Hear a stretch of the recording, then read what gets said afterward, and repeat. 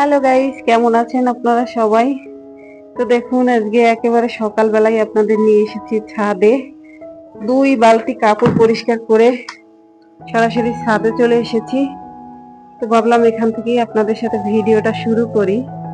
প্রতিদিন আসলে এখানে খোলা থাকে গেট, আর আজকে দাদা ভাই তালা দিয়ে গেছে। তো আমার মেয়েটা আবার চাবি নিয়ে আসতে গেছে, আমি একটু এখানে দাঁড়িয়ে আছি আর কি। আমার খুব কষ্ট হয়ে গেছে, আমি আসলে অনেকদিন ধরে ছাদে ভাবে উঠি না। তো আগে উঠতাম প্রচুর, এখন কিন্তু খুব কম উঠি। সেই কারণে আমার অনেক কষ্ট হয়ে গেছে।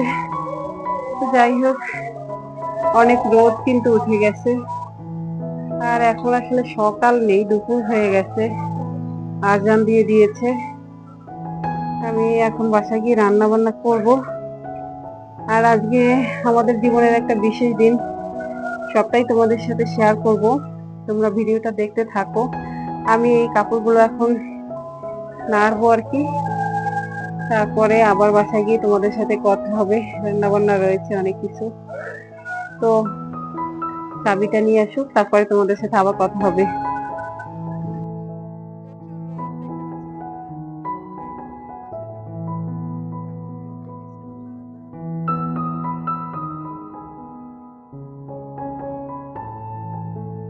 আমি ছাদ থেকে চলে আসলাম, আর আসার পরেই ভিডিওতে সাউন্ড দিলাম। আগে থেকেই ভিডিওটা এডিট করে রেখেছিলাম। আর এই যে ভিডিওটা দেখতে পাচ্ছেন, এটা হচ্ছে সকালবেলার একটা ভিডিও। এই ভিডিওটা আমি সকালে যখন নাস্তা তৈরি করেছিলাম ঠিক তখনই করে রেখেছিলাম। আমরা আজকে রুটি ভেজেছিলাম, ডিম ভাজি আর আলু ভাজি ছিল, সাথে ছিল কলা। আর বাচ্চারা ওই যে তোমাদের তো বলেছি যে ওরা কয়েকদিন ধরে আলু পরোটা খুব পছন্দ করছিল। বড় মেয়েটা বলছিল যে তুমি যদি বানিয়ে না দাও তা আমরা তৈরি করে খাবো। তো দেখলাম আলুটা সিদ্ধ বসিয়ে দিয়েছে, তখন দেখলাম তাদের আগ্রহ অনেক বেশি। আর যদি না করে দিই তাহলে বিষয়টা খারাপ, আমার হাজবেন্ড আমাকে বকা দেবে। তো সে কারণে আমি তাড়াতাড়ি ওদের বানিয়ে দিয়েছি। আর এত বারণ করি তেল চর্বি খাওয়ার জন্য, আসলে নিষেধ করি, কিন্তু ওরা কখনো শোনে না। কি করব, আবার ওদের খেতে দিতেও হয়। আর ওদের বাবাও বলে বানিয়ে দিতে, কিছু করার নেই। আমি যদি একটু লেট করি ওর বাবা দেখা গেছে বলবে কেন বানিয়ে দেই না। সেই কারণে এই তেল চর্বি দিতেই থাকি। আর এই যে তোমাদের বলেছিলাম না যে আজকে একটা বিশেষ দিন, আসলে এই দিনটা ছিল আমার আর আমার হাজবেন্ডের একটা বিশেষ দিন। এখন খাসির মাংস রান্না করছি বিকেল বেলা, রাতের জন্য একটু কেক কাটবো। আর আজকের দিনটা আমাদের বিবাহ বার্ষিকী। বলতে বলতে আসলে 21টা বছর পার হয়ে গেল আমাদের জীবন থেকে, বিবাহিত লাইফ। তো 21 বছর ছেড়ে 22 বছরে পা দিচ্ছে আমাদের বিবাহিত লাইফ আর কি। আপনারা সবাই আমাদের আশীর্বাদ করবেন, দোয়া করবেন যেন আমরা আরো সামনের দিনগুলো ভালো কাটাতে পারি, স্বামী সন্তান নিয়ে সবাই একসঙ্গে ভালো থাকতে পারি। অনেকগুলো বছর জীবন থেকে কেটে গেছে, কিভাবে কিভাবে কেটেছে ঠিক মতো বলতেও পারবো না। কারণ কখনো কখনো ভালো মন্দ বুঝে কাজ করেছি, কখনো না বুঝে কাজ করেছি।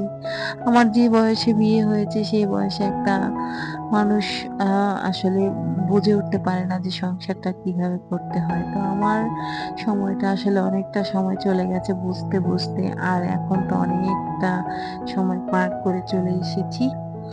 আর জীবনের অর্ধেকটা সময় কাটিয়েছি না বুঝেই। আর এখন যখন বুঝি তখন অনেক কিছু মনে হয় আমার লাইফ থেকে চলে গেছে। অনেক কিছু করতে পারতাম, সেটা পারিনি। এটা একটা আফসোস রয়েই যাবে। এই জন্য সব বাবা মারই বোঝা উচিত, সন্তানকে বিয়ে দেওয়ার আগে একটু কম বয়সে না দিয়ে তাকে আসলে যখন একটু বয়স হয় বোঝার মতো সেই বয়সে বিয়ে দেওয়া। আমার একেবারেই ছোট অবস্থায় বিয়ে হয়েছে, তখন আমার 14 বছর বয়স। বুঝতে বুঝতে অনেকটা সময় কেটে গেছে। যাই হোক, এ নিয়ে আমার কোনো অভিযোগ নেই, তবে এখন তো মোটামুটি বুঝি। আর এই যে দেখো, আজকে রান্না হয়েছে খাসির মাংস, মুরগির মাংস আর ফিশ ফ্রাই করেছি। এই মাছটা ভাজিটা আজকে সবাই খেয়েছে এবং খুব প্রশংসা করেছে। মাছটা ভাজি করেছি একটু অন্যরকম। শুধু মাংসের সব ধরনের মশলাই ব্যবহার করেছি, শুধু গরম মশলাটা ব্যবহার করিনি। আর সাথে 1 চিমটি ময়দা ব্যবহার করেছিলাম, 1 চিমটি একেবারে 2 আঙুলের 1 চিমটি ময়দা ইউজ করেছিলাম সাথে। আর ফ্রাইটা সত্যিই চমৎকার হয়েছিল, একটু ঝাল ঝাল টাইপের, আর সব ধরনের মশলা ছিল, খেতে চমৎকার হয়েছিল। আর এদিকে খাসির মাংসটা দেখো প্রায় কিন্তু হয়ে গেছে। আর এদিকে মুরগির মাংসটাও আর একটা চুলায় বসিয়েছিলাম, এটাও প্রায় হয়ে গেছে। তো বাকি সব রান্না মোটামুটি হয়ে গেছে, যেমন ডাল ভাজি হয়ে গেছে আগে, সেগুলো আর শেয়ার করছি না। আর ওই রাতের বেলা একটা কেক কাটা হবে, ওই যে কথা বলছিলাম যে এতগুলো বছরে তো অনেক কিছু হারিয়েও ফেলেছি। আমার শ্বশুর নেই, শাশুড়ি মা নেই, আমার মা নেই, আমরা অনেক কিছু হারিয়ে ফেলেছি। আমার পিসি শাশুড়ি মারা গিয়েছেন, আমার কাকা শ্বশুর মারা গিয়েছেন। তো আমার লাইফে অনেক রকমের সমস্যা হয়েছে। মানে শারীরিকভাবে অনেকটা সুস্থ ছিলাম এবং অনেকটা ভালো ছিলাম এবং খুব শক্তিশালী ছিলাম। অনেক কাজ করতে পারতাম। এখনো আমি কাজ করতে পারি। কিন্তু এখন তো মানে সেই আগের মতো যে এনার্জিটা ওইটা আর খুঁজে পাই না। আর আত্মবিশ্বাসটাও মোটামুটি হারিয়ে গেছে লাইফ থেকে। কি বলবো আসলে আমার বলার ভাষা নেই।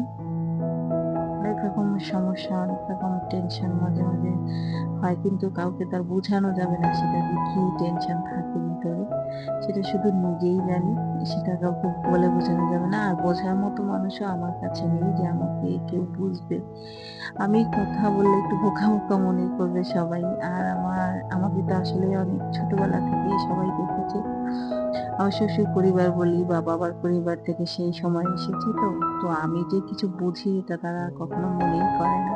মনে করে আমি বুঝি সেরকমই এখন আছি, অবুঝের মতো। যাই হোক, এটাও একটা ভালো ব্যাপার যে আমাকে সবাই খুব সহজ সরল পেয়ে একেবারে বোকা মনে করে।